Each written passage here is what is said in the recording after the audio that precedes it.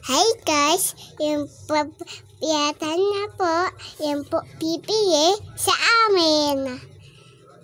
Tapos, nung na po kami, ay po siya, kakain po kami. Kakigising ko yan po. Tapos po, ako po, kakain po din ako. Ako po, iiyak po ako. Gusto ko po cellphone. Tapos po, iiyak po ako. Po ako mama. Tapos po, kakain po ako na. Si Prato. Hi guys, samahan nyo nga po pala kami sa kaganapan po namin ngayong araw. So sa mga oras na nga po yan ay nag-aalmusal na rin po kami dyan. At pagkatapos nga rin po namin dyan mag-almusal ay nagwalis na rin po ako. At sa mga oras na nga po yan ay si Tay naglalaro na. At kapag gigising nga po pala ako ng 10 ay ako na rin po ang bantay sa tindahan.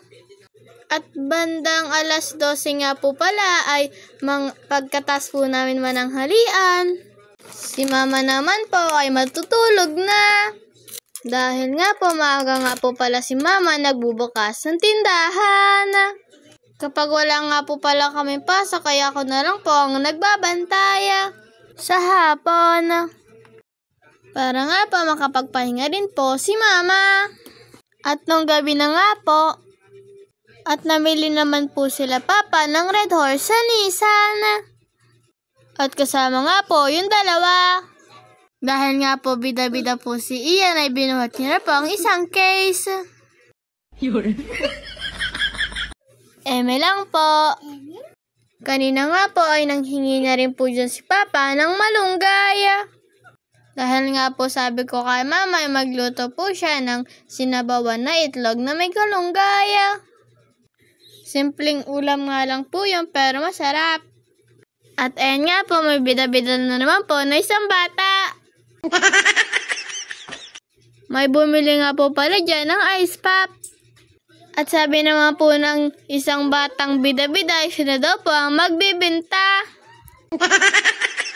Magaling na nga rin po yung batang yan. Naligo na nga rin po yan si mama sa mga oras na yan.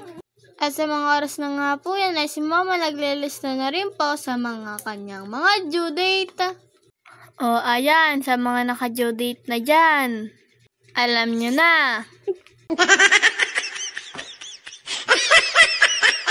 At ganyan nga lang po ang buhay namin sa maghapon. Dahil nga po hindi rin po kami madalas lumabas. Dahil nga po tinatamad po kami magsilabas-labas. Kaya nga po, ganyan lang din po ang ginagawa namin sa maghapon. At sa gabi nga po ay kami naman po ni Ian ay nagmamodule. Dahil nga po mahaba-haba rin po ang aming bakasyon dahil nga po ang balik po namin ay November 3. Kaya naman po ngayon ay nakapag-voice over na rin po ako. Kapag may pasok nga po pala kami, hindi rin po kami nakakapag-vlog. Dahil nga po ay focus po kami sa pag-school. At sadyang mahirap nga rin po pagsabayin ang pag-vlog at pag-aaral. Salamat nga po pala sa mga nagsusuporta po sa vlog ko. At sa mga nag-follow nga po pala sa akin dyan, maraming salamat po. Hanggang dito na lang po ang aking video. Bye-bye!